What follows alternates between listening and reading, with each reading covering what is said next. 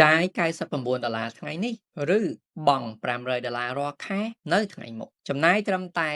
$99ដើម្បីចូលរួមវគ្គសិក្សា4សប្តាហ៍ទទួលបានទាំងរាងកាយស្អាតស្រកទម្ងន់និងការពារខ្លួនពីការលើសខ្លាញ់ការលើសជាតិស្ករព្រមទាំងការពារខ្លួនពីជំងឺមិនឆ្លងផ្សេងៗបើថ្ងៃនេះមិនការពារទេថ្ងៃមុខអ្នកប្រកាសជាត្រូវចំណាយយ៉ាងតិច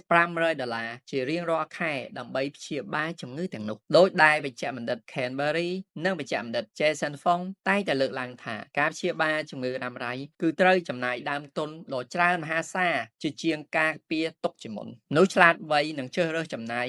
$99ថ្ងៃនេះដើម្បីសន្សំលុយ$500រៀងរាល់ខែនៅថ្ងៃអនាគតបានទាំងសុខភាពល្អបានទាំងរាងកាយមាំមួននិងសល់លុយសល់ពេលដើម្បីចាយលុយទៀតផងបើយល់ព្រមសន្សំលុយនិងថែទាំសុខភាពតាមរយៈកម្មវិធីរបបអាហារ4សប្តាហ៍សូមខមមិនពាក្យថាចូលព្រមខាងក្រោមវីដេអូនេះ